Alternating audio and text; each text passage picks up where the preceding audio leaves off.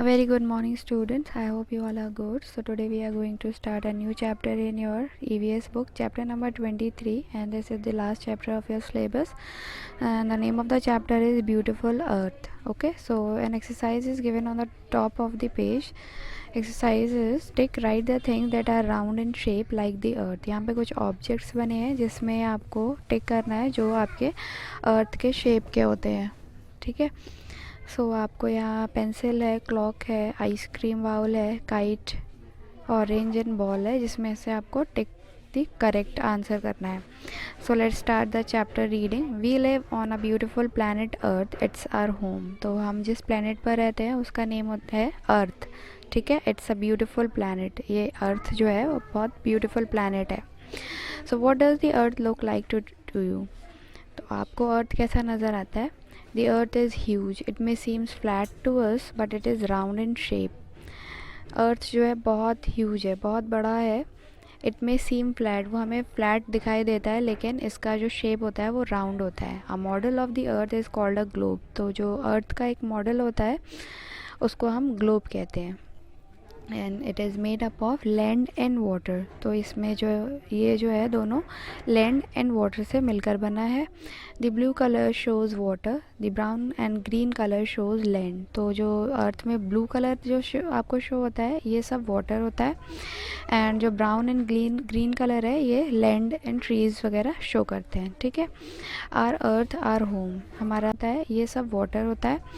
And जो brown and green colour है ये लैंड एंड ट्रीज़ वगैरह शो करते हैं. ठीक है.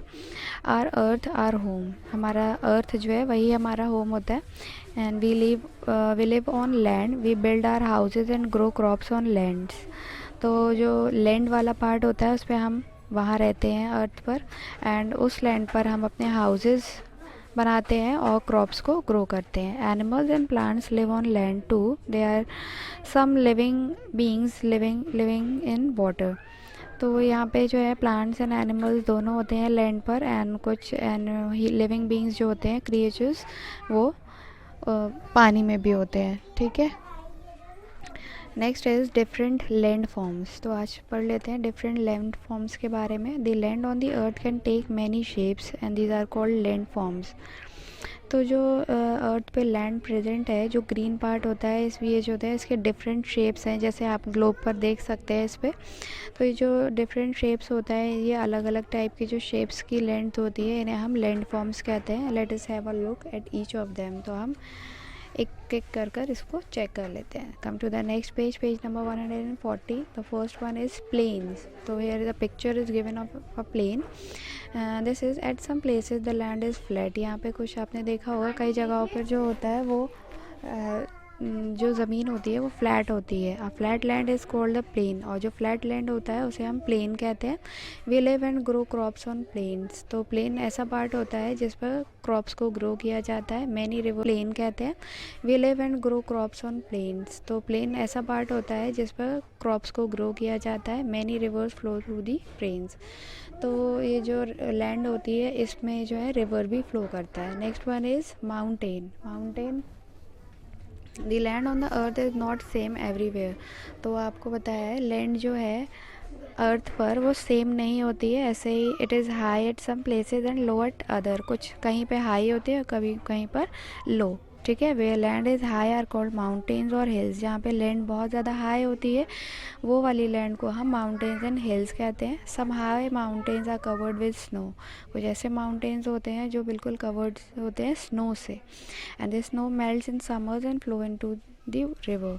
और ये जो समर का टाइम आता है तब ये स्नो जो होती है वो मेल्ट होकर रिवर में फ्लो कर देती है.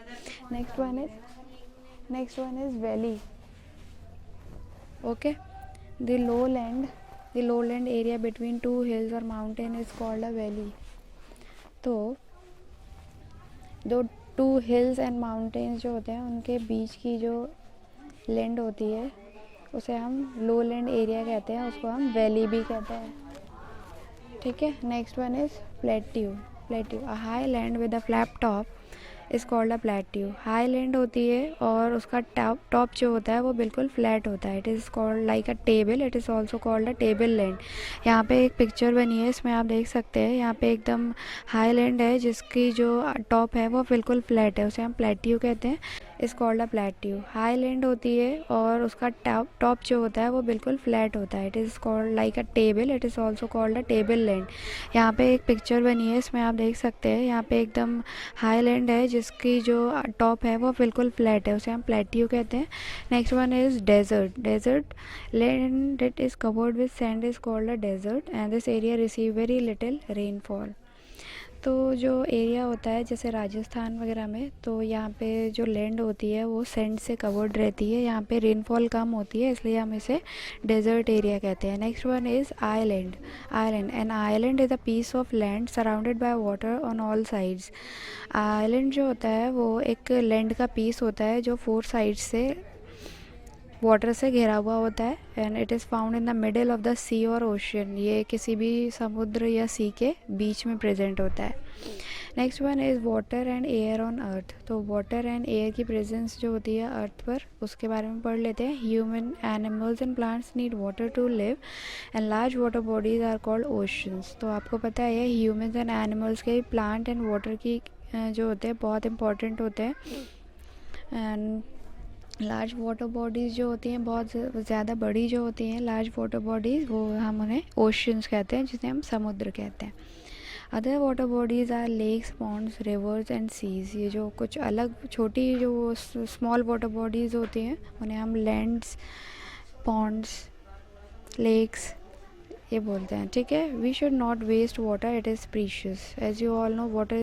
Other water bodies are lakes, ponds, rivers and seas. ये जो कुछ अलग छोटी जो स्मॉल वाटर बॉडीज़ होती हैं उन्हें हम लैंड्स, पॉन्ड्स, लेक्स ये बोलते हैं, ठीक है। We should not waste water, it is precious as you all know water is very important for us, तो we should not waste water and it is very precious. The earth is surrounded by a layer of air and we need air to breathe.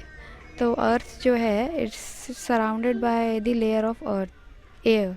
जो अर्थ है हमारा वो एक air से कम पूरी चारों तरफ से घिरा हुआ है। We need air to breathe और हम एयर को ब्रीथ करते रहते हैं।